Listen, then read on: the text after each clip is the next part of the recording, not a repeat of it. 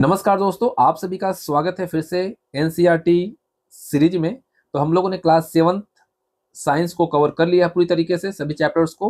अब हम सब क्लास 8 को कवर कर रहे हैं और हम लोगों ने चैप्टर 3 तक पहले कंप्लीट कर लिया। आज हम सब चैप्टर 4 कवर करेंगे जो कि है दहन और ज्वाला। तो चलिए बिना देर के सेशन को स्टार्ट करते हैं और पीडीएफ के लिए टेलीग्राम चैनल को ज्वाइन कीजिएगा, लिंक आपको नीचे दिया गया है। तो देखिए, सबसे पहले बात आती है दहन क्या होता है, कंबसन क्या होता है। तो देखिए, दहन कोई साधारण जलना नहीं है, बल्कि एक एक्सोथर्मिक यानी कि ऊष्माक्षेपी रासायनिक अभिक्रिया है। जब कोई पदार्थ जो है ऑक्सीजन के साथ अभिक्रिया करके ऊर्जा जो कि हीट और लाइट छोड़ता है, तो उस प्रक्रिया को हम क्या कहते हैं, दहन कहते हैं, कंबसन कहते हैं। अगर इसका हम एक समीकरण के इक्वेशन के थ्रू समझें तो देखिए, ईंधन प्लस O2 जब दहन करेगा तो आपको क्या मिलेगा, CO2 प्लस H2O प्लस ऊष्मा और प्रकाश। वहीं अगर एक एग्जाम्पल के तौर पे देखें तो CH4 क्या है, ईंधन है, प्लस 2O2 यानी ऑक्सीजन के साथ जब इसको हम रिएक्ट करवाएंगे तो क्या हमको मिले, दहन के दौरान क्या मिलेगा, CO2 प्लस 2H2O प्लस ऊष्मा और प्रकाश। ये आपका कंप्लीट इक्वेशन है। वहीं अगर अपूर्ण दहन की बात करें, इनकम्प्लीट कंबसन, तो ईंधन प्लस O2 जब रिएक्ट करेगा तो CO प्लस C प्लस ऊष्मा आपको प्राप्त होगा। यहाँ पे ऑक्सीजन की मात्रा कम होती है, इस वजह से अपूर्ण दहन कहलाता है। क्या कहलाता है, अपूर्ण दहन कहलाता है। दो चीजें और होती हैं, एक दाह्य पदार्थ और एक अदाह्य पदार्थ। दाह्य पदार्थ वैसा है जो कि कंबस्टिबल है, यानी कि जो जल जाता है, तो जिसका दहन संभव है वो क्या कहलाएगा, दाह्य पदार्थ कहलाएगा। और इसका अगर हम एग्जाम्पल देखें तो लकड़ी है, LPG है, कोयला है, ये सभी दाह्य पदार्थ है। अदाह्य पदार्थ की हम बात करें तो जो नहीं जल सकता वो अदाह्य पदार्थ है, जैसे कि पत्थर को नहीं जला सकते हैं, लोहा को नहीं जला सकते हैं, कांच हो गया, स्टील हो गया, यानी कि जिसको हम नहीं जला सकते वो अदाह्य पदार्थ होता है। अगर मैग्नीशियम रिबन का आप दहन करेंगे तो आपको तेज श्वेत प्रकाश देखने को मिलेगा। एक चीज याद रखिएगा कि दहन के लिए ऑक्सीजन जो है अनिवार्य है, ठीक है, बिना ऑक्सीजन के दहन पॉसिबल नहीं है। लेकिन कुछ विशेष परिस्थितियों में अन्य गैस भी इसके लिए सहायक होते हैं, ठीक है। लेकिन मेनली जो देखा जाए तो कौन सा अनिवार्य होता है, ऑक्सीजन अनिवार्य होता है।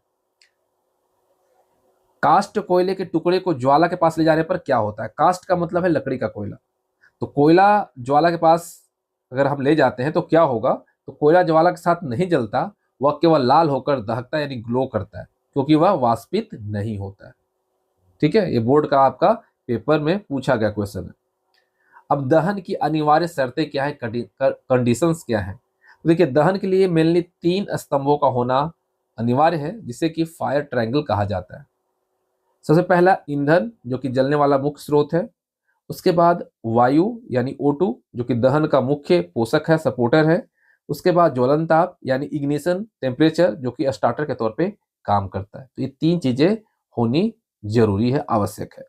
अब देखिए, ज्वलन ताप क्या होता है, इग्निशन टेम्परेचर क्या होता है, तो वह न्यूनतम तापमान जिस पर कोई पदार्थ आग पकड़ लेता है उसे इग्निशन टेम्परेचर यानी ज्वलन ताप कहा जाता है। अगर तापमान इससे कम हो तो पदार्थ कभी नहीं जलेगा, ठीक है। इग्निशन टेम्परेचर से अगर कम किसी का तापमान है तो वह पदार्थ कभी नहीं जलेगा, ठीक है, क्योंकि इग्निशन टेम्परेचर ज्वलन ताप जो है न्यूनतम तापमान होता है, ठीक है। चलिए, अब देखिए, कागज के कप पर पानी गर्म करना।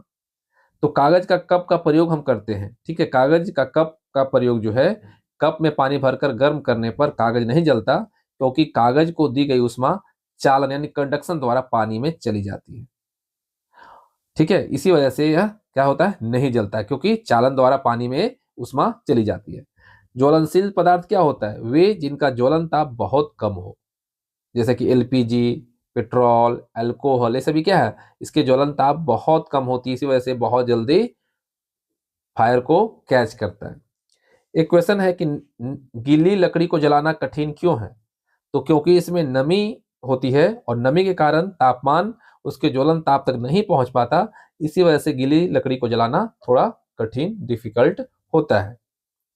अब देखिए, एक माचिस का रोचक तथ्य है कि 5000 वर्ष पूर्व प्राचीन मिस्र में गंधक यानी सल्फर आज रगड़ने वाली सतह पर लाल फास्फोरस होता है, ठीक है। माचिस जो है पहले क्या यूज होता था, गंधक यूज होता था, सल्फर यूज होता था।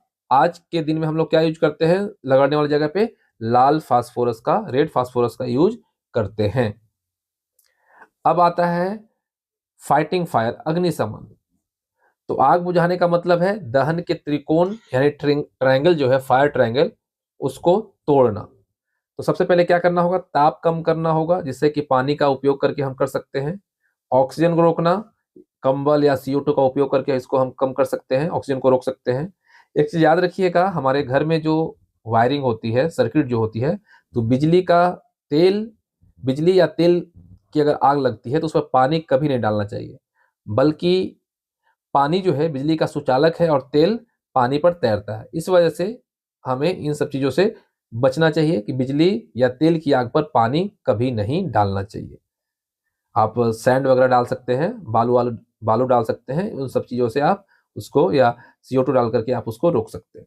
ठीक है, CO2 अग्निशामक जो है, ये ऑक्सीजन से भारी होने के कारण आग के चारों ओर से घेर लेती है, और ऑक्सीजन की कमी जब होगी तो कंबसन यानी दहन नहीं होगा। तो ये आपका बहुत अच्छा अग्निशामक के तौर पे यूज होता है CO2। अब देखिए दहन के विभिन्न प्रकार है। सबसे पहले है रैपिड, तीव्र दहन। गैस स्टोव का तेजी से जलना, ये क्या है, तीव्र दहन कहलाता है। स्वतः दहन यानी जो स्पोंटेनियस होता है, यानी कि फास्फोरस का कमरे के ताप पर जलना, ये क्या कहलाता है, स्वतः दहन कहलाता है। विस्फोटक, आप जान रहे हैं, उष्मा प्लस प्रकाश प्लस ध्वनि, ये तीनों चीजें हमें यहाँ से मिलती है विस्फोट से। दिवाली के पटाखे को आपने देखा होगा करीब से, तो उसमें उष्मा भी होता है, प्रकाश भी होता है और ध्वनि यानी आवाज भी होता है।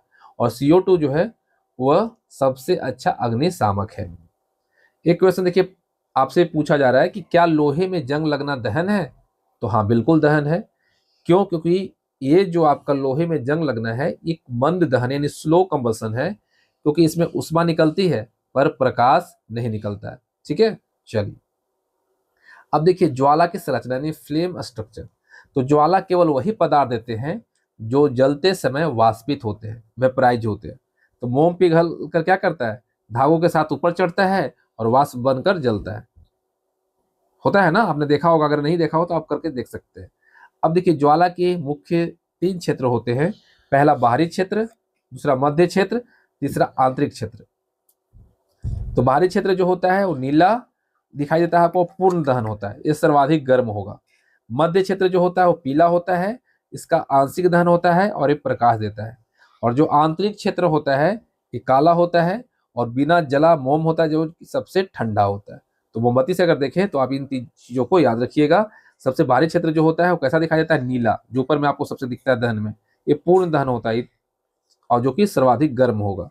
मध्य क्षेत्र जो होता है वो कैसा दिखता है, पीला दिखता है, इसका आंशिक दहन होता है, इस वजह से ये प्रकाश देता है। और आंतरिक जो होता है काला होता है और बिना जला मोम, आप इसको समझ सकते हैं, जो कि सबसे ठंडा होता है नीचे से। ठीक है, तो इस चीज को आप याद रखिएगा।